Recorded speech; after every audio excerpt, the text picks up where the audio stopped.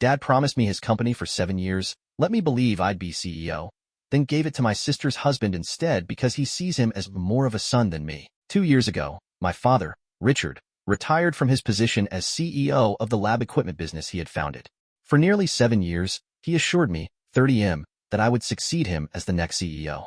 But during his retirement party, he announced something that left me completely blindsided. My brother-in-law, Jason, 34M, would be taking over the position instead. The announcement felt like a slap in the face. I had poured my energy into organizing that event, only to find myself humiliated in front of everyone. I clapped along with the rest of the crowd, trying to mask my disbelief. Later, I confronted my father, desperate for an explanation. His reasoning? Jason was more of a son to him than I had ever been. My father said I had been a disappointment. Jason had only joined the company a year prior, while I had spent 7 years working tirelessly to prove myself. Jason had been a part of our family for some time, married to my sister, Emma, 33F, for 2 years after a 5-year relationship. Sure, Jason seemed competent, but hearing my own father say he viewed Jason as more of a son than me was a gut punch. When I pressed him further, asking how I had failed him, his response was both cruel and dismissive. He claimed that he had to make the best decision for the company and that I was mentally weak and incapable of leadership. Apparently, in his eyes, Jason exhibited qualities that mirrored his own, a contrast to my supposed shortcomings. My father's label of mentally weak stemmed from an anxiety disorder I had been diagnosed with months earlier. One evening during dinner at their house, I accidentally dropped a small container of my prescribed anti-anxiety medication. I had no choice but to explain the situation to my parents. My mother was empathetic, but my father was a different story. He dismissed the idea of mental health struggles outright, maintaining his belief that toughness was the only solution to life's problems. After learning about my diagnosis, he began viewing me as unfit to lead. I want to stress that my anxiety had never hindered my work performance. I managed it well, ensuring it didn't affect my responsibilities or decision-making. Plenty of professionals in high-pressure roles face similar challenges and still excel. However, my father refused to see that. Instead, he accused me of using my anxiety as an excuse for weakness. Resorting to medication, in his opinion, was a failure on my part. And so, after much deliberation, he decided that Jason was the perfect candidate to inherit his position.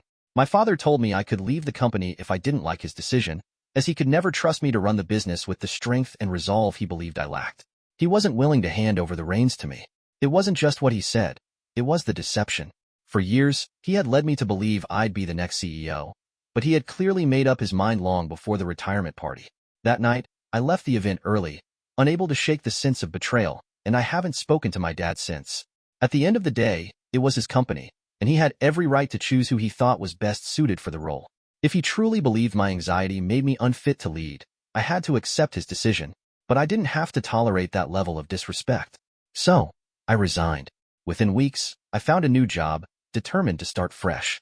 The only person in my family I kept in touch with was my mom. My sister, Emma, reacted poorly when she found out I had resigned. Instead of trying to understand my perspective, she took it as a personal attack against her husband, Jason. She called to defend our dad, and the argument that followed ended any communication between us. For the past 2 years, I've distanced myself from my father, Emma, and Jason. My connection with my mom remained limited to occasional phone calls and monthly meetups. Each time, she brought up the idea of reconciling with my father, but I had no interest in revisiting the past. A week ago, my mom called in a panic. She told me that Jason had been arrested for tax fraud and that my dad was now under investigation because of his previous involvement in the company. It was a shocking revelation, but I didn't see how it concerned me. She insisted that I speak with my dad, patch things up, and testify on his behalf if necessary, given my history with the business. I made my position clear. I wasn't going to involve myself in their mess. Tax fraud is a serious crime, and if my dad was under investigation, it was likely that others in leadership would face scrutiny as well. The farther I stayed from the situation, the better. I told her firmly that I wasn't going to put myself at risk for my dad. If he truly wanted my help, he should have been the one to reach out. It wasn't my responsibility to make the first move, especially after everything that had happened. That's when my mom's tone shifted. She accused me of being childish and petty, claiming I was more focused on holding a grudge than helping the family during a difficult time. She said it was selfish of me to prioritize my feelings from 2 years ago over what was happening now. Her words cut deep, but I stood my ground. I reminded her that if she had been in my position, she wouldn't have forgiven my dad so easily. Being passed over for a position I had worked toward for 7 years, over something beyond my control, wasn't something I could just brush off.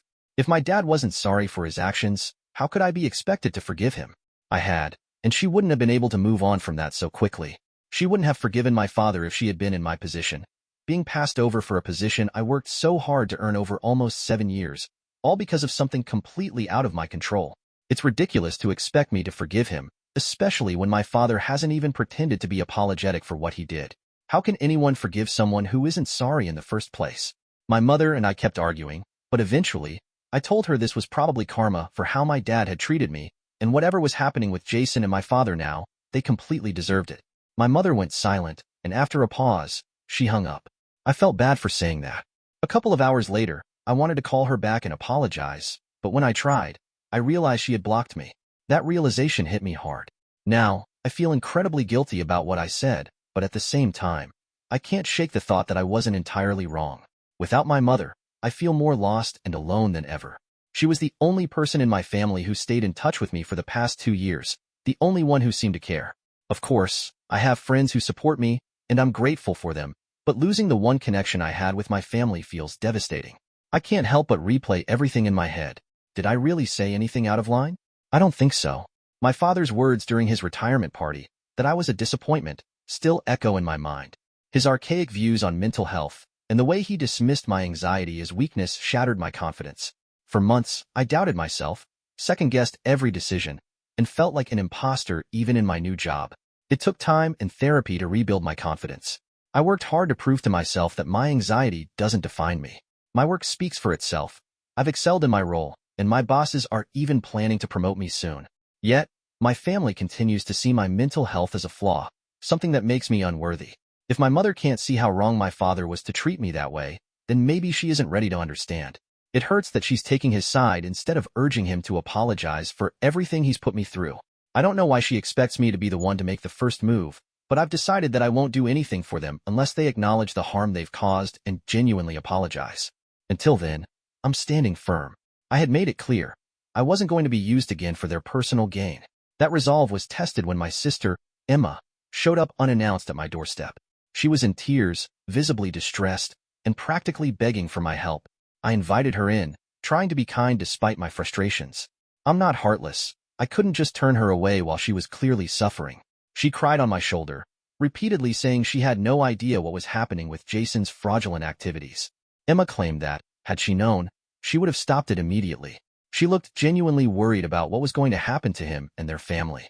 Eventually, she asked me to use my connections to help Jason. She brought up something our father had said, that one of my bosses at my current workplace was married to a federal judge. She wanted me to talk to my boss and get his wife involved. Emma even mentioned that they'd be willing to pay whatever it took to get Jason out of trouble, as long as I put them in touch with the right people. I was stunned. This request was completely inappropriate, and frankly, I couldn't believe she had the audacity to even suggest it. I immediately told her no and explained that I thought she had come for emotional support, not to drag me into this mess. I wasn't about to jeopardize my professional reputation by involving myself in a federal case, let alone ask my boss for a favor that would tie me to a family scandal. My refusal wasn't just about protecting my career. It was also a matter of principle. I didn't wish anything bad for Emma, but if Jason had committed tax fraud, he needed to face the consequences of his actions. I wasn't going to compromise my integrity by trying to influence the outcome in his favor. Emma didn't take my refusal well. She started sulking, accusing me of holding a grudge against Jason for something that wasn't his fault. I tried to explain that this wasn't about him. In fact, I had never truly blamed Jason for what happened with my father. It was my father's decision to pass me over for the CEO position, and if I had been in Jason's place, I might have accepted the role too, without considering who deserved it more. I admitted to Emma that, yes, I resented Jason a little, but I didn't hold a grudge against him because, frankly, he wasn't important enough to warrant that kind of energy. I told her as much, but she refused to listen. She lashed out, saying that our mother had been right. There was no point in trying to reason with me because I was still petty and selfish. We ended up fighting again, and I told Emma to leave. She couldn't just waltz into my home, hurling insults, after everything that happened, especially when I had made an effort to comfort her. She had never offered me the same courtesy when I was struggling. In fact, during my lowest moments, she fought with me, claiming I was attacking her. 2 years later, she was still pulling the same stunts. If anyone in this situation was being petty and selfish, it was my family. Her comment about our mother being right about me hurt deeply. For the past 2 years, I believed my mother was the only one who truly supported me. Now, it felt like that support was hollow, nothing more than an act. Already feeling raw, I was pushed even further when Emma refused to leave. She stood there, throwing one hurtful comment after another. Eventually, we were both shouting so loudly that I couldn't even make out what she was saying. We cursed at each other before she finally stormed out. In the aftermath, I felt terrible, but I also couldn't shake the thought that they deserved every bit of misfortune coming their way. Looking back, maintaining any contact with my mother over the past 2 years now feels like a mistake. I should have severed ties with my entire family when I had the chance. Trying to be there for Emma when she showed up hysterical turned out to be a waste of my energy. Time and time again, they prove they don't deserve my support. Yet, for reasons I can't fully explain, cutting them off entirely feels impossibly hard. I keep thinking back to our childhood, how close we used to be, and the memories leave a painful ache. All of this is exhausting. I wish it would just end. For days passed after my fight with Emma, and in that time, no one reached out. For a brief moment, I thought maybe they had finally decided to leave me alone. But today, my parents showed up at my doorstep. I had already made up my mind. I wasn't letting them in. After what happened with Emma, I wasn't about to make the same mistake twice. Standing outside, I told them to leave. I didn't believe there was anything left to discuss, and they couldn't possibly have anything new to say. But then, my dad spoke. What he said left me stunned. He told me he wasn't there to ask for help. Instead, he was there to apologize. He admitted that, after a lot of reflection, he realized he had made a terrible mistake. He acknowledged that he had screwed up in the worst way and knew that nothing he said could completely fix what had happened. Still, he felt it was important to let me know he was truly sorry. I couldn't believe it. I had braced myself for anger, accusations, or demands. An apology? That was the last thing I expected. We hadn't spoken since the night of his retirement party, and I still vividly remember him calling me a disappointment. Those words have lingered with me, and I doubt I'll ever forget them. As he stood there apologizing, all I could think about was that moment. When he finished, I told him I appreciated that he had made the effort to come here and apologize. But it wasn't enough to erase everything. Forgiveness wasn't going to come easily, especially after 2 years of silence. He hadn't reached out to me once during that time, so why now? I told him I needed time to process everything. Even then, I wasn't sure if I could ever truly forgive him. It wasn't just about what he did 2 years ago. It was the fact that it had taken him this long and so much external pressure to acknowledge his mistake. That realization hurt almost as much as his original decision. As I spoke, I braced myself for him to get angry or defensive. But to my surprise, he stayed calm. He said he understood and was willing to wait as long as it took for me to come around. He added that, even if I never forgave him or spoke to him again, he would accept that. Then, he began explaining his reasoning from 2 years ago. He admitted he had made a terrible decision, one rooted in outdated beliefs. He shared how, growing up, he had been surrounded by men who prided themselves on toughness and stoicism. He was raised to think that mental health issues like anxiety or depression were simply excuses for weakness. When he learned about my anxiety and the fact that I was taking medication, it shook his confidence in me. He explained that the business was his legacy, something he had built from the ground up. The fear of it failing under my leadership clouded his judgment. Out of paranoia, he made a choice that he now deeply regrets. He also admitted that, after we stopped speaking, he had been angry with me for several months. But over time, he began questioning himself. He started reading about mental health, trying to understand anxiety better. A few months ago, he even began to suspect that he might have some symptoms of anxiety himself. He had been planning to reach out to me before the situation with Zach escalated and took over his attention. As he shared all of this, I felt a whirlwind of emotions, confusion, anger, sadness, and maybe even a sliver of hope. I wasn't sure how to process it all, but his apology, late as it was, held some meaning for me. I told him I couldn't forgive him yet, but I would think about it. For now, I asked him to leave, and he respected my request. As for my mom, we didn't get much of a chance to talk that day.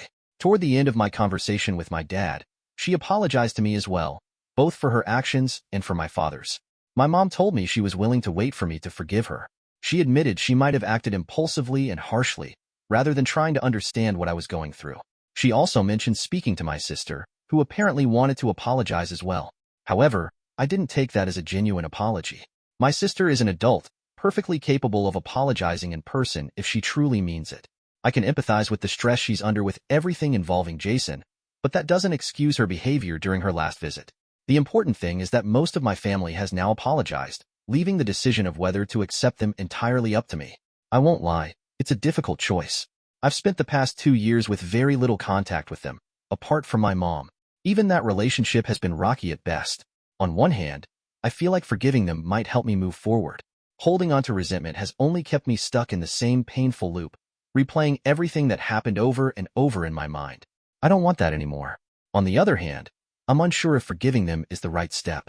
I miss my family deeply, and that makes the decision even harder. I know some might think their apologies are only motivated by the trouble they're currently facing, but I've been very clear that I won't help them. It's a matter of principle, and even if I could help, I wouldn't. If their apologies are only about hoping for my assistance, they're wasting their time. However, if they're genuine and truly want to rebuild our relationship, it makes everything far more complicated. For now, I've decided to sleep on it and give myself a few more days to think it over. Now, let's transition to what happened after those few days. A lot has happened in the past 4 months. After much thought, I told my family last month that I was willing to rebuild our relationship, but on my own terms. I suggested having dinner together once a month and seeing where things went. They were thrilled, agreeing to take things at whatever pace I was comfortable with. We had our first dinner together a couple of weeks ago. It was awkward, but I could see they were genuinely trying to make up for the past. Their efforts felt sincere, though I remained cautious. Jason wasn't at the dinner because my sister filed for divorce 2 months ago. His actions had far-reaching consequences, not just for their marriage but also for his career. He's no longer with the company. Surprisingly, my dad offered me the CEO position again. I told him I'd need more time to think about it. For now, he's running the company while waiting for my decision. On a happier note, my life isn't just about work and family drama anymore. I've started dating an old friend, someone I've liked for years but was always too afraid to ask out. A couple of months ago, she made the first move, and now we're together.